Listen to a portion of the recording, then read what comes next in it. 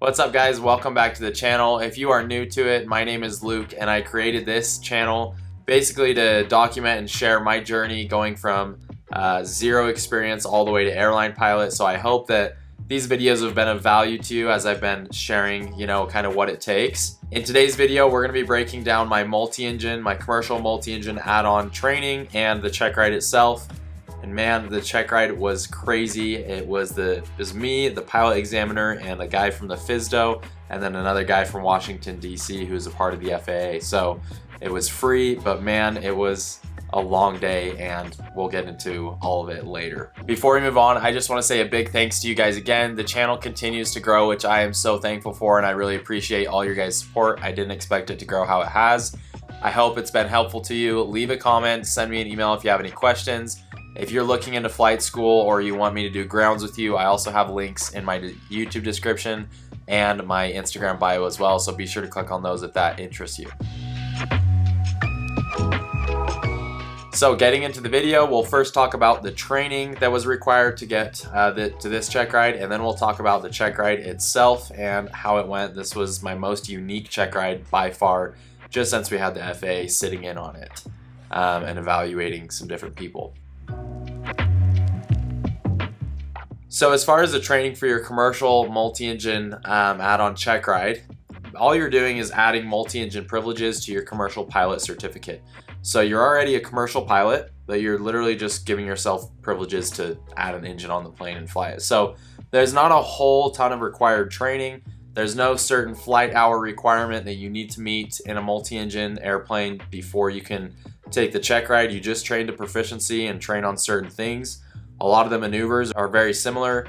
You're basically just learning the systems of the airplane, how the airplane is different, a little bit of how the performance is different.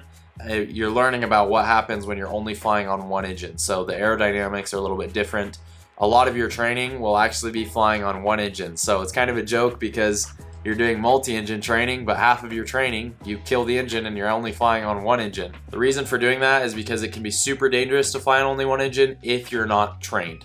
And if you don't know what VMC is and the factors that go into VMC, so which VMC is short explanation is it's your minimum controllable airspeed where you can maintain directional control with the critical engine inoperative. So anyway, that's a mouthful. But yeah, so basically at ATP, they give us 8 hours of flight time in the airplane, and then we get 4.5 hours in the simulator with an instructor. Of course, you can hop in the sim outside of that for free. You don't have to pay any extra outside of what you've already paid. And then you get 2 hours for the actual checkride itself. So it was very fast paced, especially if you're doing that all in, I did it in I think 5 days. I started my multi-training on November 16th and I had my checkride on, I believe, the 21st. Don't quote me on that, but I believe those are the dates. But yeah, the training is pretty straightforward. Just like I said, it's not super difficult, I wouldn't say. I think it's a much more, we've been doing all of our training in the Piper Seminole.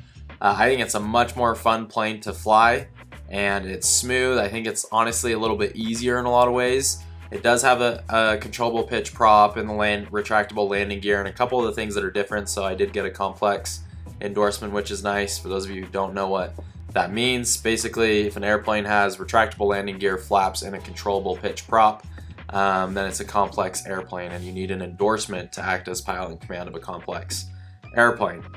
So I was able to get that. Obviously, a lot of multi-engine airplanes are complex, but I was able to feel comfortable enough to pass a checkride after the 8 hours, which unfortunately I wish I could have trained more, but with these accelerated programs, you train to proficiency and to get the checkride done, and that's kind of just how it is. And before we move on, you guys, I just wanted to say a big thanks to Airplace USA for sponsoring this video. If you haven't heard of them, they offer monthly headset rentals for new student pilots or for those who don't want to drop $1,300 to upgrade their headset. So they have two different options. You can rent to own, where you rent a headset for a certain amount of months until you eventually own it and you just pay monthly. Or you can rent and return. So you can just pay a monthly fee to rent a headset, and then eventually when you don't want it anymore, you can just return it, cancel it. It's free. There's no sort of cancellation fee or sign up minimum. The cool part is they've given me a discount code, so you can go in and put Luke10 when you go and you check out, and you'll get 10% off on the rent and return section. So definitely be sure to check them out. They have all sorts of headsets, and let's get back to the video. So moving on to the check ride, this was definitely by far the most bizarre check ride I've had up to this date. So basically I was doing a check ride with the same examiner that did my commercial airplane single engine land check ride. And this one, he said the fee is going to be $0. And the reason why he's not going to charge me for this check ride is because the DPE was being examined by or evaluated by someone from the local FSDO, the Flight Standards District Office. This gentleman from the FSDO was also, I don't know if he was new to his job or newer or had to do a checkup or something. He was also being evaluated by another gentleman from Washington, D.C. from the FAA. So we had 4 of us in the room together, not just me and the examiner, and it was this whole chain of evaluation. So even though these 2 guys from the FAA, even though their job wasn't necessarily to evaluate me, they were evaluating the designated pilot examiner who was evaluating me. So it just definitely added another level of stress, and I wasn't super stoked at the beginning about doing this, but I mean, I saved, $1,000, which is super nice. And if I failed, then it's not the end of the world. I didn't just send $1,000 down the drain. So I showed up at 8 a.m. ready to go for the check ride. We had the plane put in the hangar overnight, so it didn't have frost in the morning. We were gonna have 3 guys in the airplane, so I had to make sure the weight and balance was right. We had the right amount of fuel put in the plane.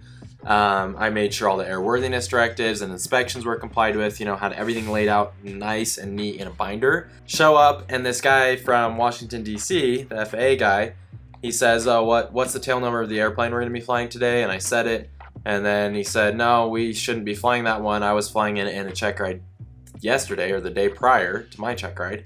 And he said something was weird about the engine or was making these noises, whatever. That one should have been squawked. It should have been sent to maintenance. And I'm like, great. So anyway, we decided we weren't going to be able to fly that one. So we went and found another airplane, and we had to start going through all the maintenance again. And then we started looking at all the airworthiness directives, inspections, and it was good to go. And anyway, we found this plane that was seemed to be good, but there was one airworthiness directive. It said it was complied with, but it was from 2013 or something like that, a one-time AD, and we couldn't find the actual maintenance logbook entry.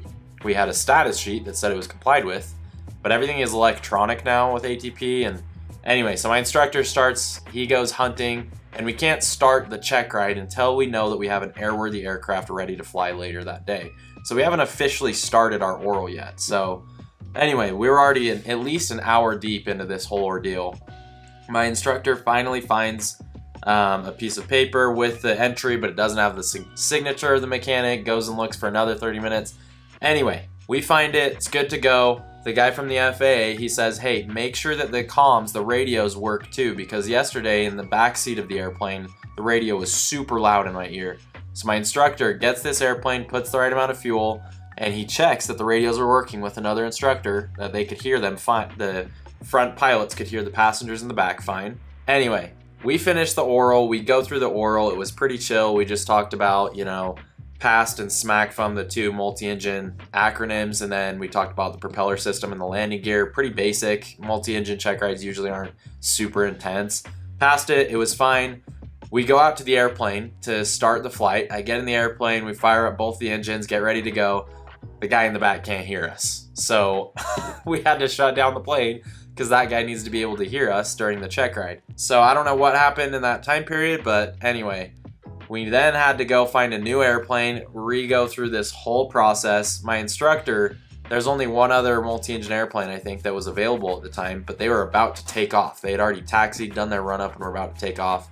And then luckily we got a hold of them, and they had to come taxi back and give us that plane. Anyway, at this point we're multiple hours into the day, haven't got to the flight portion. It's just been a fiasco, and we got the right amount of fuel. Long story short, we got this third airplane and we were ready to go. Everything checked out. One of the other instructors came and helped out, made sure all the maintenance was good. I had to redo weight and balance again, look at all the inspections. So anyway, it's definitely a mouthful. It was definitely a long day, but still worth the free check ride.